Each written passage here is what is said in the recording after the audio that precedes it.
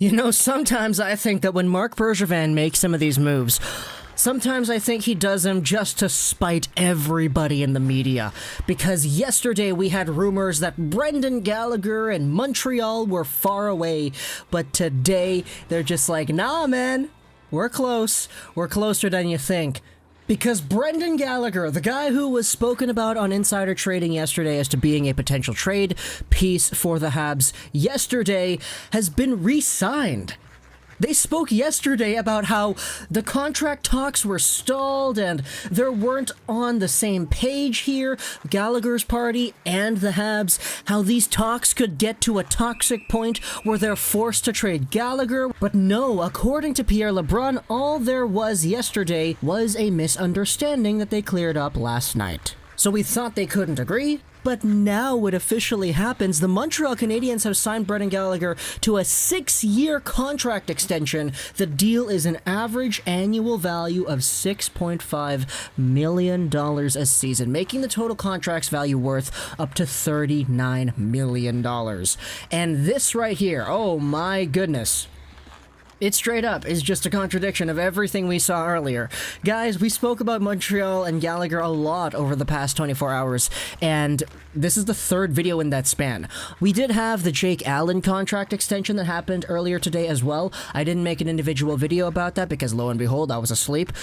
Surprise, surprise. So I guess we'll cover that in this video here too.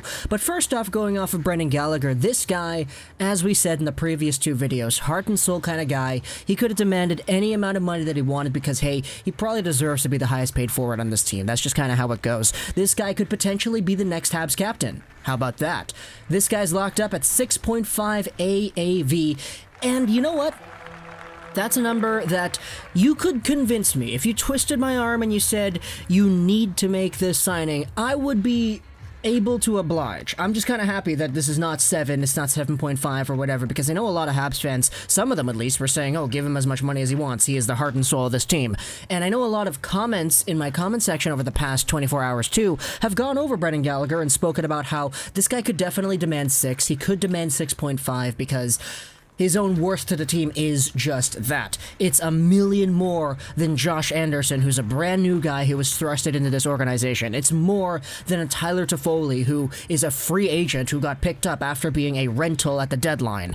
There were contract issue concerns because, hey, you have these new guys, you have Edmondson, you have the Petrie re-signing, and you have Shea Weber, Price, etc. So what's gotta give here with Brendan Gallagher? Now, if you take a look at the Montreal Canadiens and their cap-friendly page, if we go over to this real quick, they currently have a projected $0 million in cap space. They are indeed over the salary cap by $353,000. This is with all the stuff that happened beforehand. Even without the extensions, they're still over the cap here. And with that being the case right now, plus the extended money given out to some of these guys to next season, even though some of these guys are expiring, you still have Suzuki and Kotkaniemi to think about long term. Today, though, they are indeed over the salary cap, so something is indeed going to have to give here. We're probably going to see some of these more valuable Montreal Canadiens leaving the team sometime soon because you're not ridding yourselves to Foley or Anderson. Those guys just came on board, so something's got to give here for the next few weeks because they are indeed over the salary cap. On to Jake Allen, though. He's a guy who actually signed a pretty good contract, $2.875 average annual value for the next 2 years. This is a very good contract because this doesn't have any trade protection, which means that he will be eligible for the expansion for the Seattle Kraken. This is a move that says, hey, if you're in a position where you are signed for the next 2 seasons, you will be eligible for expansion.